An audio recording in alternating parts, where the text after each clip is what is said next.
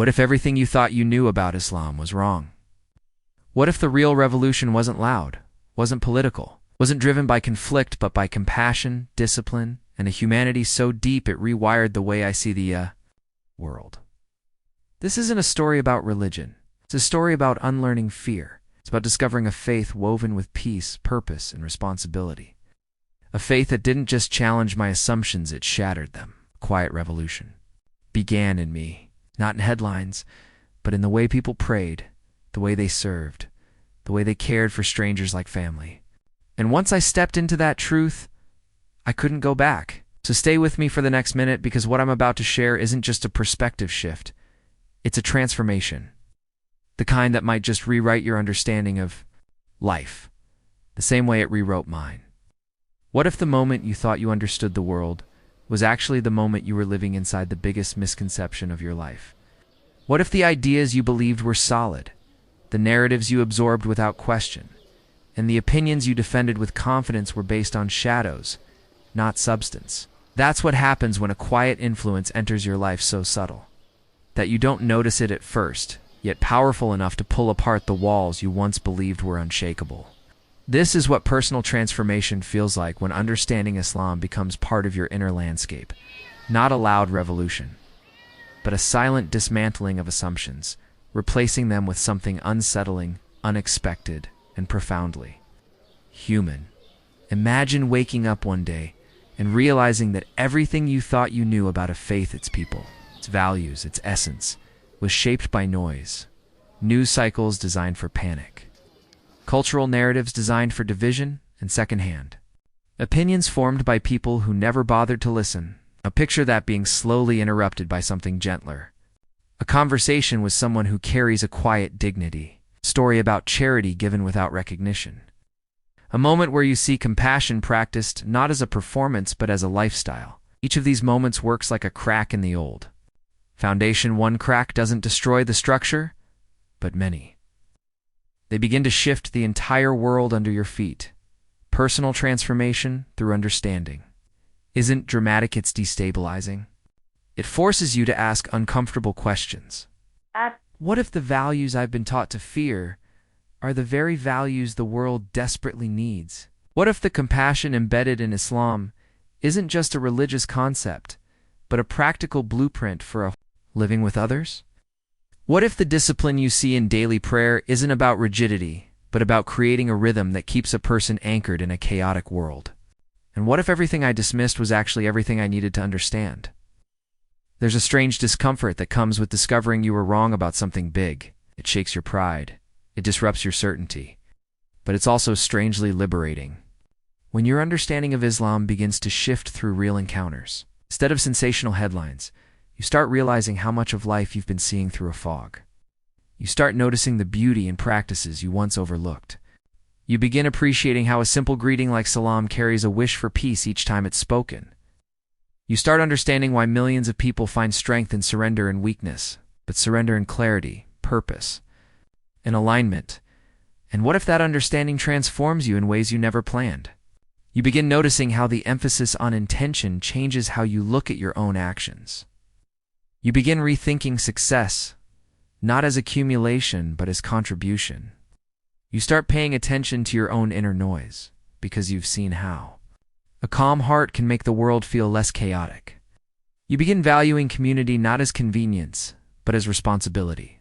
Suddenly, the world feels different because you are different. But here's the shocking part, the thing that catches you off guard even when you think you're prepared for change. This transformation doesn't announce itself. It doesn't come through dramatic declarations or grand moments. It happens quietly. It happens when you least expect it. It happens when you see someone fasting and realize it's not deprivation, but purification. It happens when you hear someone recite verses with tears in their eyes, and you understand that faith is not an obligation, but a source of profound comfort. It happens when you watch generosity offered without camera flashes, applause, or ego. And then there's that one moment everyone has it, when the quiet becomes undeniable.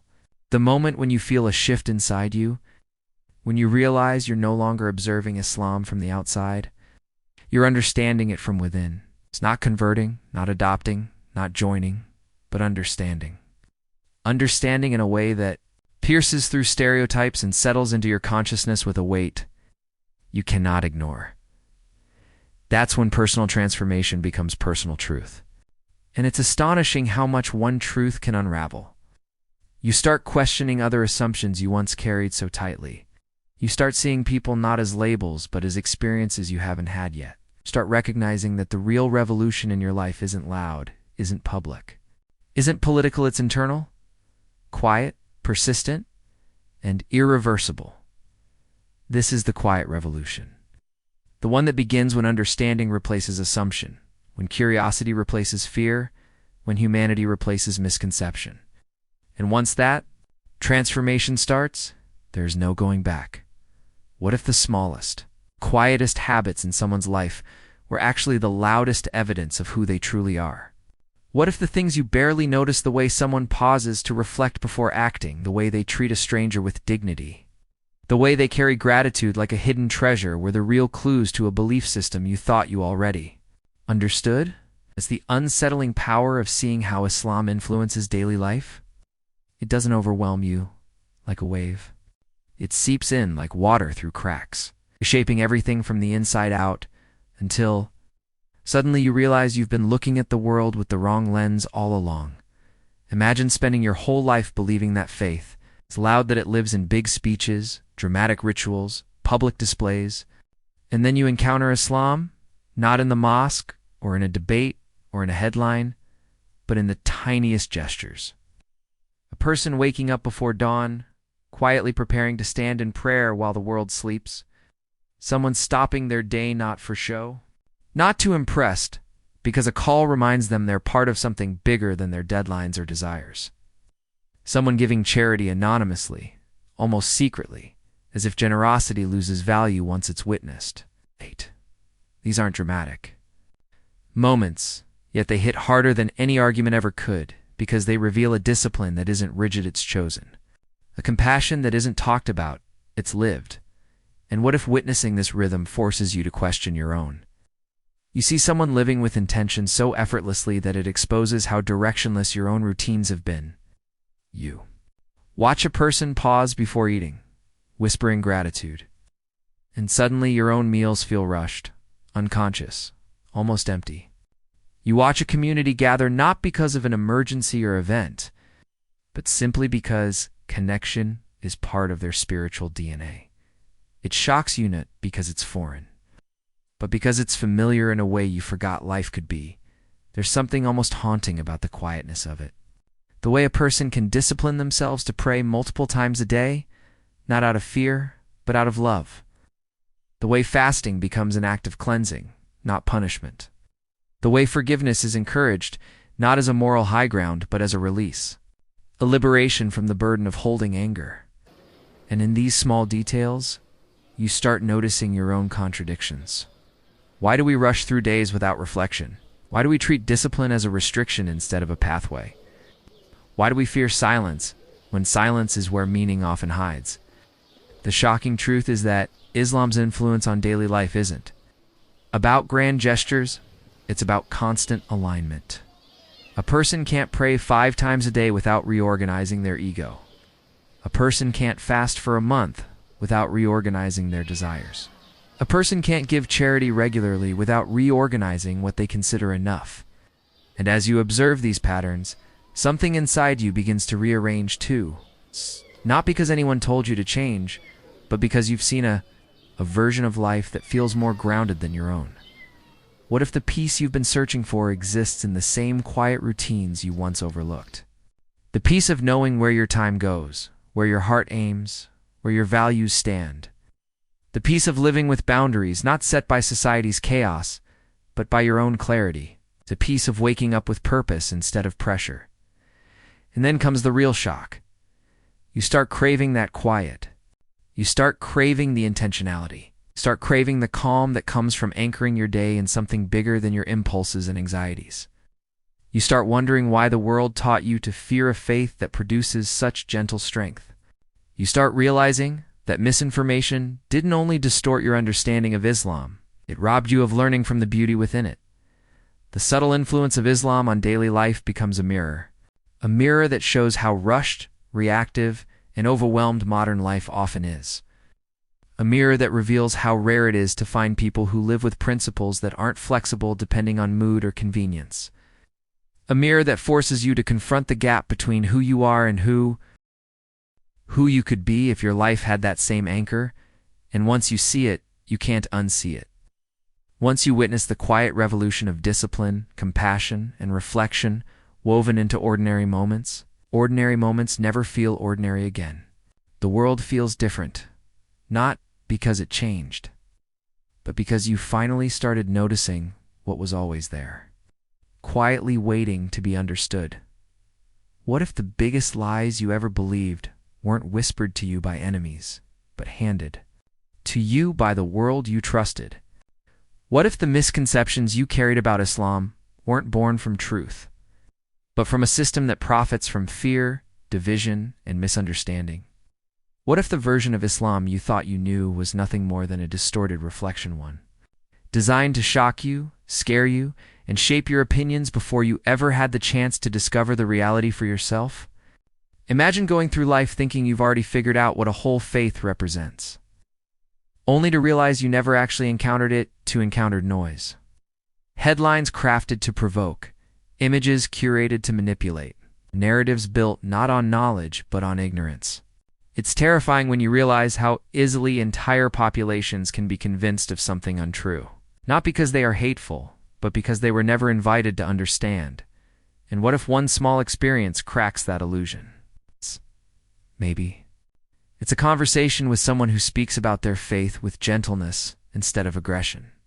Maybe it's watching a Muslim family pray with a peace you can feel even from across the room. Maybe it's seeing charity being given with no expectation of recognition. These moments become a shock not because they're dramatic, but because they contradict the world you thought you understood. Suddenly, the caricature collapses under the weight of reality. You start questioning everything. Why did I believe the worst so easily? Why was I so quick to accept stereotypes without seeking actual knowledge? Why did I allow the media to feed me fear instead of truth? These questions don't just challenge you, they haunt you. Because once you see the cracks in your assumptions, you begin to see the machinery behind them, the politics, the prejudice, the profit motives. You realize that misinformation isn't accidental, it's strategic. What if the Islam you feared is actually built on values you already respect? Values like justice, patience, humility, compassion, and self-discipline. What if the people you were taught to mistrust were practicing principles the world desperately needs, principles you wish you had learned earlier?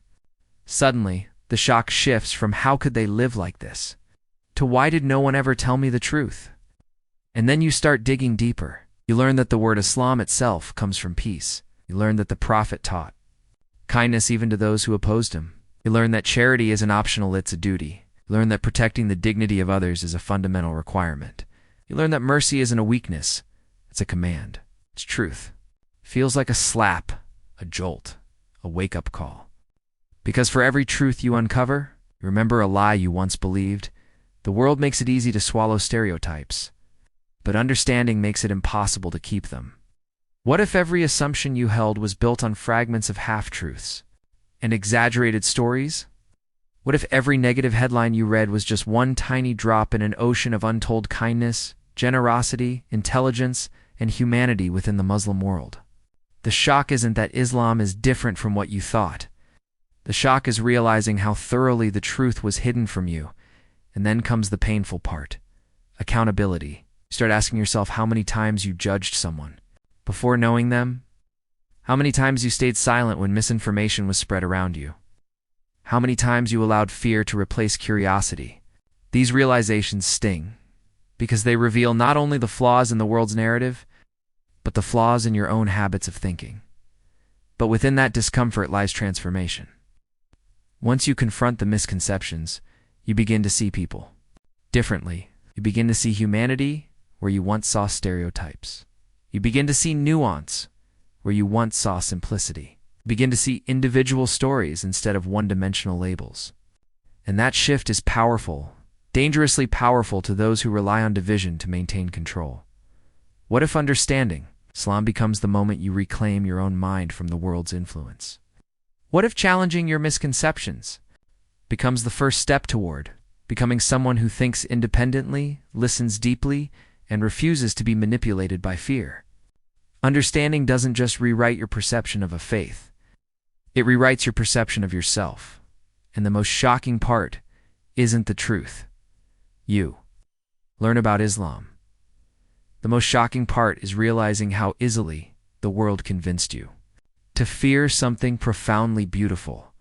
What if the thing you've been searching for your entire life, belonging, connection, purpose, wasn't hiding in loud crowds, in achievements, or in social approval, but in a community you once overlooked, misunderstood, or even feared?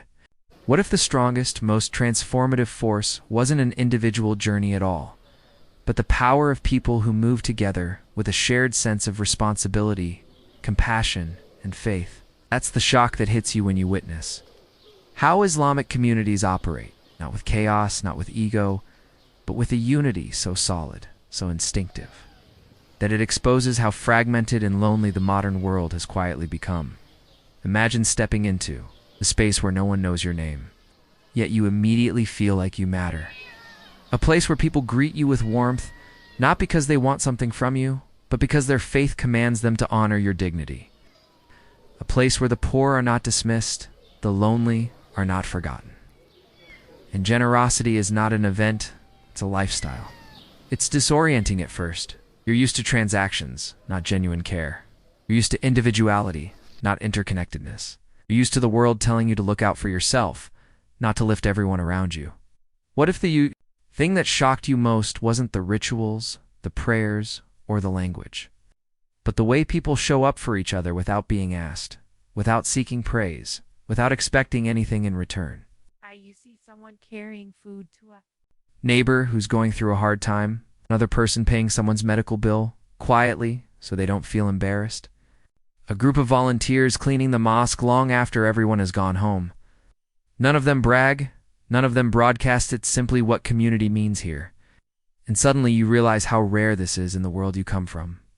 There's a weight to this kind of solidarity. It's not decorative, it's functional. It holds people together, it protects them. It gives them resilience in a world that often feels cold and disconnected. And the shock grows deeper when you understand that this isn't accidental, it's intentional. It's built into the framework of Islam itself. The obligation to give charity, the emphasis on treating neighbors with respect, the belief that every person is accountable not just for themselves, but for the well-being of those around them. It forces you to confront an uncomfortable truth. Maybe the crisis of loneliness in modern society was never about technology or culture, it was about the loss of community. And what if being around this kind of unity makes you question your own life? You start noticing how isolated people have become, how neighbors don't speak, how people scroll endlessly seeking connection they never actually find, how success is measured individually, not collectively. You realize how much the world encourages separation. Focus on yourself, protect your own, don't depend on anyone. But then you witness a community that thrives precisely because no one is left to carry life alone. The shock isn't just emotionally structural. Islamic communities aren't held together by convenience. They're held together by responsibility. A responsibility to feed the hungry. A responsibility to care for orphans. A responsibility to stand with the oppressed. A responsibility to treat strangers like family. When you see people acting with that level of moral clarity, you begin to question why such values aren't universal. Why did we abandon them? When did we forget how to take care of one another? And then you notice something else, something even more shocking. This unity doesn't erase individuality, amplifies. People are encouraged to contribute their strengths, their talents, their efforts for the good of everyone. The community isn't a limitation, it's an empowerment. It becomes a safety net when someone falls, and a ladder when someone wants to rise. You start imagining what your own life might look like if you had that kind of support, that kind of belonging, that kind of anchoring presence. What if the real revolution isn't learning about the theology or doctrine, but witnessing how a faith builds a community so interconnected, so compassionate, so responsible, that it exposes the cracks in the world outside it? What if the shock you feel isn't just admiration? It's a realization of what you've been missing all along. Because once you've seen a community built on genuine care, it becomes impossible to settle for anything less. What if the courage you've been searching for your whole life wasn't the loud, heroic kind you see in movies, but something quieter, something hidden inside of faith you never expected to learn from? What if the real definition of bravery wasn't about standing on a stage or shouting over a crowd, but about standing firm in your morals when the world pushes you to compromise? That's the shock that hits you when you begin to understand the moral courage and social responsibility embedded within Islam. It's not theoretical. It's not symbolic. It's lived, daily, quietly, consistently, and it forces you to question every watered-down version of integrity you've ever encountered. Imagine realizing that while you were busy chasing success, status, validation, and recognition, there were millions of people anchoring their entire lives to a moral compass that doesn't bend with public opinion or convenience. People who stand for justice even when no one is watching. People who give even when they have little. People who forgive even when the world tells them revenge is strength. This kind of courage is unsettling because it reveals how much of your own morality has been shaped by comfort, not conviction. What if moral courage isn't measured by words, but by restraint? By choosing not to harm someone even when you easily could? By choosing honesty even when lies are easier? By choosing humility even when ego begs for attention? The shock comes when you see how Islam teaches these values not through grand lectures, but through daily discipline, through prayer that humbles your heart, through charity that softens your ego, through fasting that strengthens your self-control, through community obligations that pull you out of your self-centered world.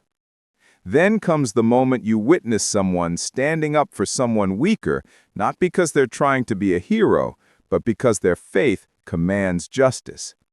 You see someone defending the rights of a stranger. You hear someone speak truth even when it risks their comfort. You watch someone refuse to gossip even though everyone else is doing it. Small actions, yes, but they hit you hard because you realize how rare such integrity has become in a world built on shortcuts and self-interest. And what if these acts of moral courage expose the cracks in your own behavior? You start remembering the times you stayed silent when someone was treated unfairly, the times you shrugged off responsibility because it wasn't your problem, the times you prioritized comfort over conviction. These reflections are uncomfortable, almost painful, because they reveal how much courage you thought you had versus how much courage you actually practice. Islam's teachings don't let you escape these questions easily. You learn that standing for justice, even against your own self or your own interests, is a core principle. You learn that every action is recorded, every intention matters, every choice is part of your character. You learn that responsibility isn't optional, it's a duty. When you absorb this, even from a distance, your understanding of strength begins to shift. Strength stops looking like dominance and starts looking like discipline. It stops looking like ego and starts looking like accountability. But the shock grows deeper when you realize how these teachings create not just courageous individuals, but courageous societies. A society where the rich are obligated to support the poor, where leaders are accountable, where oppression is condemned, where justice is non-negotiable. This isn't passive morality, it's active, demanding, disruptive. It challenges corruption. It challenges inequality. It challenges selfishness. And it challenges you. You start to understand why so many people find empowerment in this faith, because it gives you a framework to do what's right even when it's hard. It gives you language for your conscience. It gives you a spine when fear tries to steal it. And perhaps most shocking of all, it exposes how easily modern society excuses moral weakness by calling it practical, normal, or just how the world works. What if real moral courage is choosing right when wrong is easier, cheaper, and more celebrated? What if social responsibility means carrying the weight of others even when no one carries yours? What if bravery isn't loud, but deeply disciplined? What if the transformation you needed wasn't external at all, but a reawakening of a conscience you didn't even realize you had allowed to go numb? And once you've seen this kind of courage, quiet, principled, unshakable, you can never again accept the diluted version of morality the world sells you. What if the bridge you spent your whole life searching for, the bridge between cultures, between people, between worlds, was never built from steel or stone, but from understanding? What if the connection you thought was impossible, the gap you believed was too wide, the differences you assumed were too deep, could actually dissolve the moment you dared to look beyond the stories you inherited? That's the shock that hits you when you realize how understanding Islam not just transforms your perception of a faith, but it transforms your perception of humanity itself. It becomes a bridge you didn't know you needed, linking worlds you once believed were incompatible. Imagine waking up one day and realizing that the world you thought was divided into us and them was actually divided only by ignorance, yours included. You grew up hearing that cultures should be protected from one another, that differences are dangerous, that unfamiliar religions must be approached with suspicion. And then, unexpectedly, you encounter Islam not as a geopolitical headline or social stereotype, but as a living expression of people's hearts, hopes, fears, and values. Suddenly, the distance you once felt begins to shrink. Not because the world changed, but because you began to see it clearly for the first time.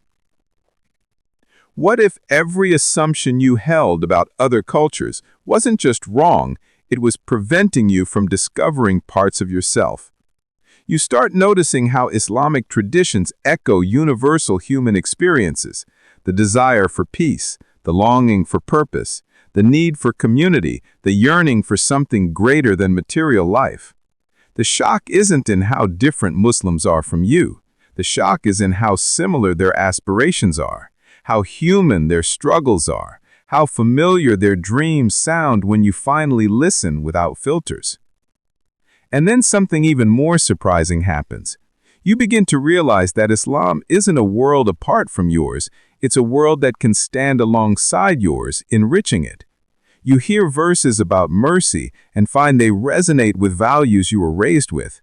You witness hospitality so warm it forces you to question the coldness of your own social norms. You watch families treat strangers with the kind of respect you rarely see in your own culture. These moments don't just challenge your assumptions, they shatter them. What if the barriers between cultures aren't built from differences, but from the fear of understanding? And what if that fear evaporates the second you open yourself to learning? Suddenly, words that once felt foreign, sabr, patience, shukr, gratitude, ihsan, excellence, tawakkul, trust in God, start to feel beautiful, relatable, even necessary. You realize that these concepts aren't limited to one culture, they're universal tools for living a grounded, meaningful life. And the shocking part is, once you see this, you can't go back to pretending cultures must remain separate. You begin to crave more understanding. You want to know why Muslims pray the way they do. You want to understand why charity is so central. You want to learn why dignity is protected so fiercely. Each moment becomes its own bridge, connecting you to experiences, emotions, and wisdom you didn't even know you were missing. But something else happens too, something deeper, more transformative. You begin to see people differently. The woman wearing a hijab no longer appears mysterious to you. She becomes someone whose choice reflects confidence, spirituality, identity. The man praying in a public space no longer seems extreme. He becomes someone disciplined enough to pause his life for something meaningful. The community gathered in a mosque no longer looks foreign. It looks like a family built on shared responsibility and love. What if understanding Islam becomes the moment you realize how powerful empathy can be? Not the shallow kind, not the performance of tolerance, but real empathy, the ability to see the world through someone else's eyes and recognize the beauty in their view.